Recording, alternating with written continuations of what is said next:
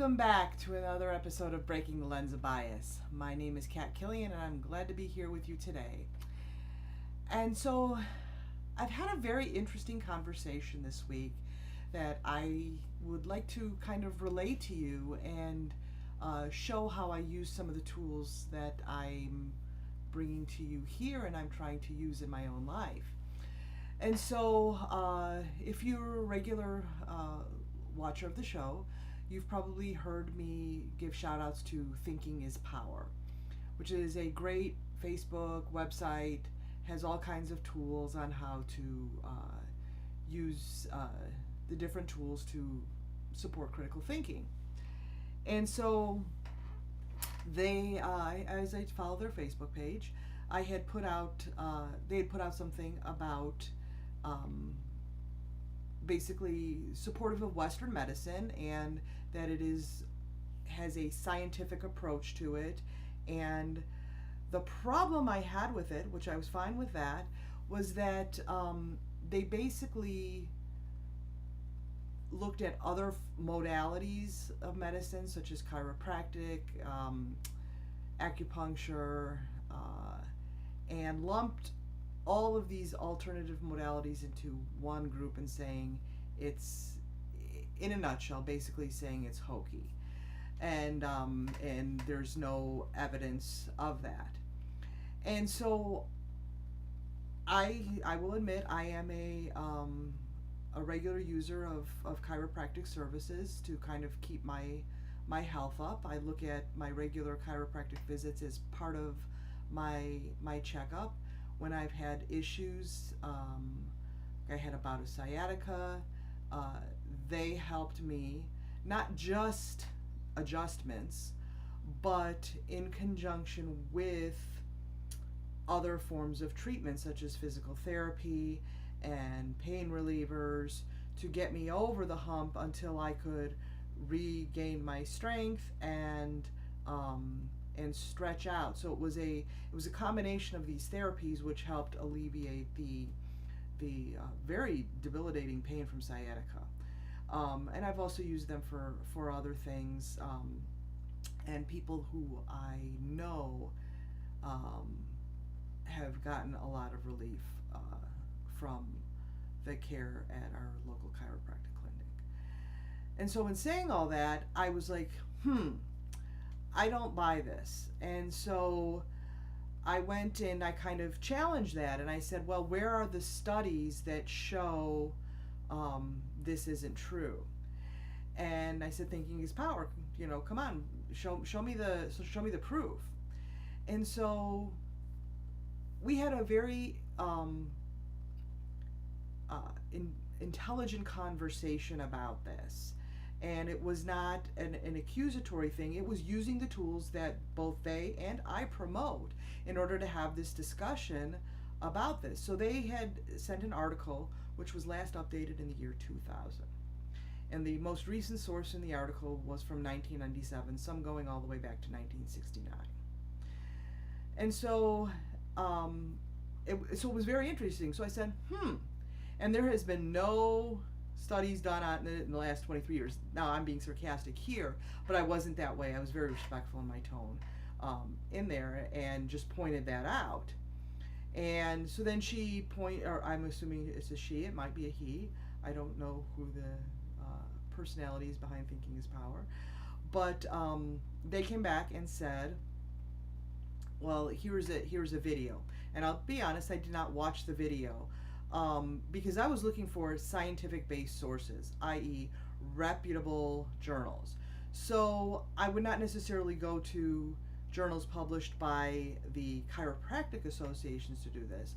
So I actually went and found, because as many of you know, in a previous life I was a librarian, and so I still have all those tools and those skills. And so I quickly did a search, found something from the National Institute of Health, Harvard Medicine, and one other source that I forgot, but a very reputable medical source. Both, and they were all stating the efficacy of the treatment in chiropractic medicine on certain bases. So the article that they posted was very interesting insofar as that it went kind of the um, the original theory behind chiropractors. That these I may say this wrong, sublections or sublations, um, are the causes of the impingement of the nerve, and that's what's causing the disease. And I will be honest, I had seen a chiropractor after a car accident back in maybe in the early 90s, late 80s, early 90s. And he was spouting this stuff, and I'm like, this sounds like hokum. But I was getting some relief from the the after effects of the car accident, so I was just like, okay, take what you like and leave the rest. I was taking the treatment as it pertained to relief from the car accident, and kind of leaving all the rest of it behind. And so when I got enough relief from the car accident, I stopped going, even though he was pushing, well, this is going to help with this is going to help with that. It didn't sound right to me. It didn't sound like it had a scientific basis to me. So I stopped going. And as I got older and developed some other problems, that's when I saw chiropractic relief. By that time, the whole conversation had changed, and there were these other treatment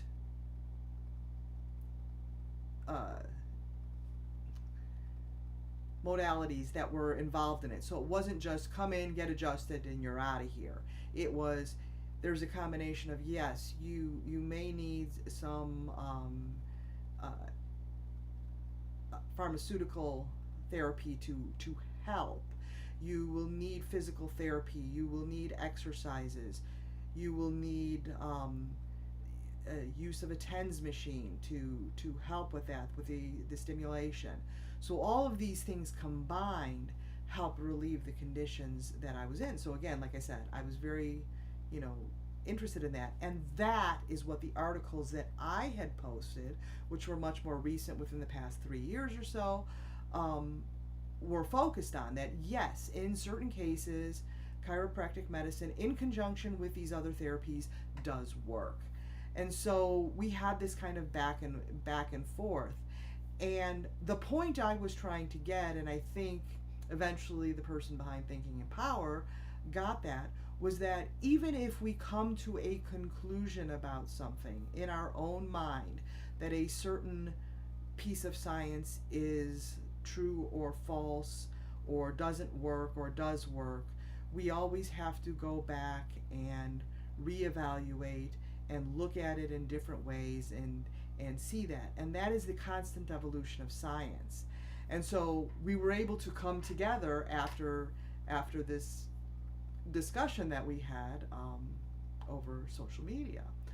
And so I appreciate Thinking is Power for their discussion of that issue and for giving me the topic for today. So with all that, there's a lot of stuff coming out about the origins of COVID, and depending on which side of the political spectrum you've been, people are saying, well, this person is saying this, so it's true, and the other saying, well, this person says this, what is true.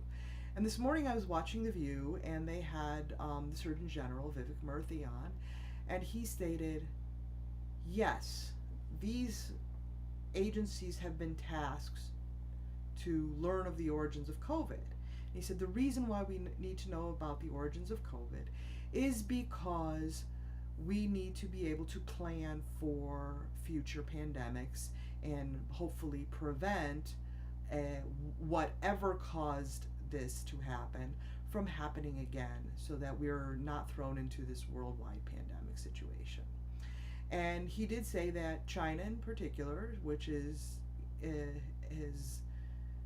determined to be the source of it, or we're fairly certain that China is the source of this, is not as forthcoming as the world needs it to be in order to determine what the origins of COVID are. And so that's why we have this, we don't have enough information to make a definitive conclusion as to the origins of COVID. We have some ideas, and some of those ideas fall into the sides that the political camps were both supporting. And so, in saying all this, is the Surgeon General this morning was like, we need to continue to keep an open mind and continue to gather the facts and continue to investigate this more fully before we come to a definitive conclusion, before we say, yes, this is it. And then, the political ramifications from that are very important, and how they express themselves in our society. And how we move forward in still dealing with COVID, and how we move forward in dealing with the potential of other pandemic situations that might come up. So the point is that although you may have a conclusion based on the evidence that you have to this point, the important thing is to not let that be your bias. Not to let the conclusion that you have come to be the end all and be all. The important thing is to keep that open mind and to continue to evaluate new evidence as it comes in. Other cases that I can think of that have done so, the opioid crisis. So when the opioids first came out, the drug companies were touting these as cure-alls, and it cures these symptoms. It cures pain, and yes, it addresses pain, but the side effects, as we found out, are catastrophic in terms of addiction and other issues like that. And the drug companies did a lot to cover that up in order to keep their profits up. So that's why the continued science, we don't need to make a final conclusion. The continued science is so important when looking at all of these issues. So I, in my own life, when I'm looking at things like the efficacy of chiropractic medicine, or COVID vaccinations in general, or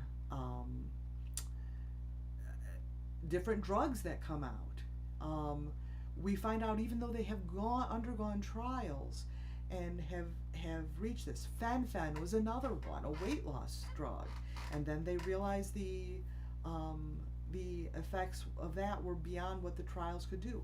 We have to continue evaluating. And so when drugs are given approval by the FDA, we still have to evaluate them, because they may cause problems. We found out in certain populations the COVID vaccines could cause a reaction in people, and I don't know all the details about this, I will admit that, but I believe teenage boys in particular were the population. So it could trigger a heart condition, and in some cases a fatal heart condition. So there are all these things that we have to do. Does science always get it right 100% of the time? Absolutely not. But that is why we need to continue with science and continue to evaluate these claims, evaluate studies. Sometimes studies are done in a very low population. This was the most bizarre thing I ever heard. Was they did a study, I believe it was about menstruation on males. What? Men don't menstruate. How could they do a study on that? I'd have to go back and look at it. I read about that earlier this week, and it just popped into my head. But the absurdity of some of these kinds of studies, we really have to look, and we constantly have to evaluate until we get enough body of evidence. And sometimes it's a body of evidence over time. Sometimes drugs often have a very long half-life, and we don't know how the long-term effects of those things. I mean, for something that we take every day, ibuprofen, prolonged use over a period of time of ibuprofen can cause stomach and digestion and ulcerative issues and all that kind of stuff. So while I admit I'll pop ibuprofens now and then as I need them, but it's as I need them. I don't use it for the constant pain. That's where I use these other kinds of treatments in order to deal with that pain, um, in order to get through the day, because I don't want to affect my liver, I don't want to affect my stomach, I don't want to affect my kidneys, all those bodily functions that process medication. I want to keep that as clean as possible. However, realizing the does the benefit outweigh the consequences of not taking it? And these are all things that we need to do both as individuals, but in society as a whole, and looking at the science on thing and continuing to evaluate the science. So I guess the lesson for me today, that I really wanted to share with you, is even if you have come to a conclusion, but there is still the possibility of evidence, there are still widely differing opinions on things. Um, Again, look at the source, where it's coming from. How old is it? Where is the most recent evidence? Who is giving the evidence? Are those sources reputable? Are the studies done? Are they continuous? And looking at all of these things as we move forward, and seeing what, not just what works for me based on a anecdotal basis, but looking at the science to see if those things, and the continued science on that. Because if treatments were, somebody in the discussion, because there were some other people involved in the discussion, was saying that the only reason insurance covers chiropractic and in some cases acupuncture is because, well, they're getting money, and that's why. And I'm like, no, they're paying money out. That doesn't sound quite right. There's got to be some kind of in particular cases where those treatments do work. And so looking at the evidence of those cases, there is evidence, and that's why insurance companies do that, because it does help people in certain cases. There are certain cases where they won't cover chiropractic because they don't believe that that particular treatment will be effective, and there are other more medical treatments that are available. So, but you still got to look for yourself. You still have to look. You have to look and be educated and continue to have an open mind. So that's the lesson for today, for me, and I hope you got something out of it. To stay curious, as my dear friend Angela says, stay curious and continue to evaluate the evidence and the facts and the studies that are done before you come to a final conclusion and close the book completely on any particular issue. Thank you for tuning in. As always, I invite you to interact with the social media page. If something I've said rubbed you the wrong way, I'd be happy to continue that. Also open for topics. If there's a particular topic that you would like me to cover and look at the biases on that, I'd be more than happy to do that. But until next time, next week actually, I will see you then. Have a great week, everyone. Bye.